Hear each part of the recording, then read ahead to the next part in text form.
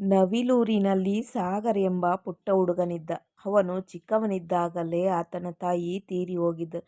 ಸಾಗರ್ ತಂದೆ ಹನುಮನಿಗೆ ಮಗನನ್ನು ಸಾಕಲು ಕಷ್ಟವಾದರೂ ಆತನಿಗೆ ಏನು ತೊಂದರೆ ಆಗದ ಹಾಗೆ ನೋಡಿಕೊಳ್ಳುತ್ತಿದ್ದರು. ಇರುವ ಒಬ್ಬ ಮಗನನ್ನು ಚೆನ್ನಾಗಿ ಓದಿಸಬೇಕೆಂಬ ಆಸೆಯಿಂದ ಪಟ್ಟಣಕ್ಕೆ ಬಂದು ಒಂದು ಖಾಸಗಿ ಶಾಲೆಗೆ ಸೇರಿಸಿದರು. ಒಮ್ಮೆ ಸಾಗರ್ನ ತಂದೆಗೆ ಇದ್ದಕ್ಕಿದ್ದ ಹಾಗೆ ಹುಷಾರ್ ತಪ್ಪಿತು. ಅದಕ್ಕಾಗಿ ಆತ ಅಪ್ಪನನ್ನು ನೋಡಿಕೊಳ್ಳಲು ಶಾಲೆಗೆ 3 ದಿನ ರಜೆ ಹಾಕಿದ. ಅದೇ ಸಮಯದಲ್ಲಿ ಅವನಿಗೆ ಪರೀಕ್ಷೆಗಳು ಹತ್ತಿರವಾದವು. ಅವನಿಗೆ ಯಾರೂ ಸಹ ಹಿಂದಿನ ತರಗತಿಯಲ್ಲಿ ನಡೆದ ಪಾಠಗಳ ನೋಟ್ ಪುಸ್ತಕವನ್ನು ಕೊಡಲಿಲ್ಲ.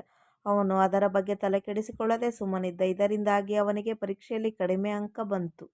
ಸಾಗರ್ ಇದಕ್ಕೆ ಬೇಸರ ಮಾಡಿಕೊಳ್ಳದೆ ಮಾರ್ಕ್ಸ್ ಕಾರ್ಡನ್ನು ಅಪ್ಪನಿಗೆ ತೋರಿಸಿದಾಗ, ಅಪ್ಪ, ಯಾಕಿಷ್ಟು ಕಡಿಮೆ ಅಂಕ ಬಂದಿದೆ? ನೀನು 100ಕ್ಕೆ 100 ಅಂಕ ತೆಗೆದುಕೋ ಎಂದು ನಾನು ಹೇಳುವುದಿಲ್ಲ.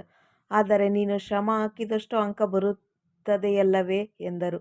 ಅದಕ್ಕೆ ಸಾಗರ್, ಹೌದಪ್ಪ, ನೀವು ಹೇಳುವುದೇನೋ ಸರಿ. ಆದರೆ ನಿಮಗೆ ಹುಷಾರಿಲ್ಲದ ಸಮಯದಲ್ಲಿ ನಾನು ರಜೆ ಹಾಕಿದನಲ್ಲ, ಅಂದು ನಡೆದ ಪಾಠದ ನೋಟ್ ಪುಸ್ತಕವನ್ನು ನನಗೆ ಯಾರೂ ನೀಡಲಿಲ್ಲ. ನಾನೇನು ಮಾಡಲಿ ಎಂದ. ಅದಕ್ಕೆ ಅಪ್ಪ, ಅವರು ಯಾರೂ ಪುಸ್ತಕ ಕೊಡಲಿಲ್ಲ ಎಂದು ನೀನು ಹೀಗೆ ನೆಪ ಹೇಳಿ ಕೂರಬಾರದು. ನಿಮ್ಮ ಟೀಚರ್ಗೆ ಕೇಳಿ ಅವರಿಂದ ಹೇಳಿಸಿ ಪಡೆಯಬಹುದಿತ್ತಲ್ಲವೇ? ಟೀಚರ್ಗೆ ಹೇಳಲು ಭಯವಾದರೆ ನನ್ನನ್ನು ಕೇಳಬಹುದಿತ್ತು.